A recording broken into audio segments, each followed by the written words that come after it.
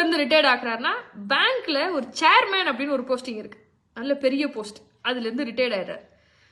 India முழுக்க சுத்திக்கிட்டு இருந்தவர் வயசாயிடுச்சு, ரிட்டையர்ட் கொடுத்துட்டாங்க. ரிட்டையர்ட் ஆனதுக்கு பின்னாடி பொதுவாகவே எல்லாரும் அப்படித்தானே, ரிட்டையர்மெண்ட்டுக்கு பின்னாடி சொந்த ஊருக்கு வந்துருவாங்க. அது மாதிரி இவர் வந்து சொந்த ஊருக்கு வந்துடுறாரு, கையில கொஞ்சம் பணம் இருக்கு. சரி பக்கத்துல இருக்கக்கூடிய பேங்க்ல போட்டுடலாம் அப்படின்னு சொல்லிட்டு பக்கத்துல என்ன பிரான்ச் இருக்குன்னு பார்த்துட்டு அந்த பேங்க்குக்கு போகிறார். இவர் சேர்மேன் இல்லையா, இவர் ரிட்டையர்ட் ஆனோங்கிற விஷயத்த மறந்துடுறாரு. எப்பவும் போல இவர் வந்து பெரிய போஸ்டிங்ல இருக்கிறதுனால இவர் எடுத்தோடனே மேனேஜர் ரூமுக்கு போயிடுவார். அந்த நினைப்புல இவர் பாட்டுக்கு உள்ள வந்தோன்னா மேனேஜர் ரூமுக்கு டைரக்டா போகிறார். ஆனா இப்ப என்ன ஆகுது, இவரை தடுத்து நிறுத்திடுறாங்க. சார் சார் சார் நில்லுங்க நில்லுங்க, எங்க போறீங்க, வெயிட் பண்ணுங்க. பேங்க் வந்து மேனேஜர் இருக்காரு இல்லையா, அவர் வந்து முக்கியமான ஒருத்தட்ட பேசிட்டு இருக்காங்க, அவர் வெளில வந்ததுக்கு பின்னாடி நீங்க உள்ள போலாம் அப்படின்னு சொல்லிடுறாங்க. அவருக்கு ரொம்ப இன்சல்ட் ஆயிடுது, அவர் ரொம்ப ஒரு மாதிரி ஹர்ட் ஆன மாதிரி அந்த இடத்துல உட்கார்ந்துடுறாரு. நிறைய எண்ணங்கள் அவருக்குள்ள ஓடுது.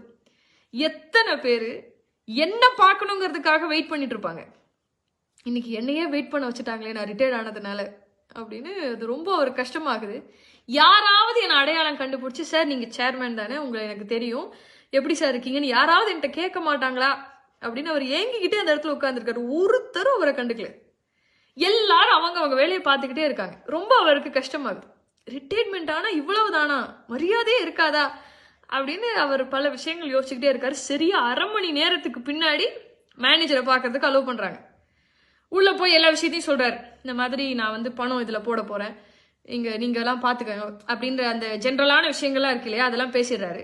எழுந்து போகும்போது ஒரு விஷயத்த சொல்றாரு, நான் வேற யாரும் கிடையாது, நான் வந்து முன்னாள் சேர்மேன், நான் ரிட்டையர்ட் ஆயிட்டேன் அப்படின்னு சொன்னதுக்கு பின்னாடி மேனேஜர் நல்லா பேசுறாரு. சார் எனக்கு அடையாளம் தெரியல, நீங்க உட்காருங்க நம்ம கொஞ்ச நேரம் பேசலாம் அப்படின்னு மேனேஜரும் இந்த முன்னாள் சேர்மேனும் பேசுறாங்க. பேசிக்கிட்டே இருக்கும்போது பேங்க் மேனேஜர் இந்த முன்னாள் சேர்மேன் கிட்ட இப்படி கேட்கிறாரு, அப்புறம் சார் ரிட்டையர்மெண்ட்டுக்கு பின்னாடி வாழ்க்கை எப்படி இருக்கு அப்படின்னு கேட்கிறாரு.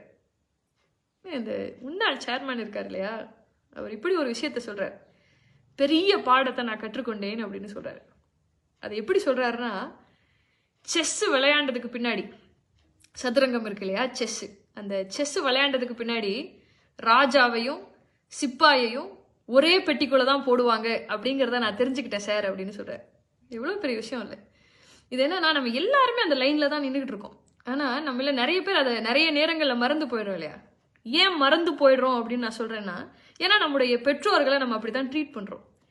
நிறைய நேரங்கள்ல நம்ம அவங்க கிட்ட சொல்றோம், உங்களுக்கு ஒன்றும் தெரியாது, கொஞ்சம் பேசாம இருங்க அப்படின்னு.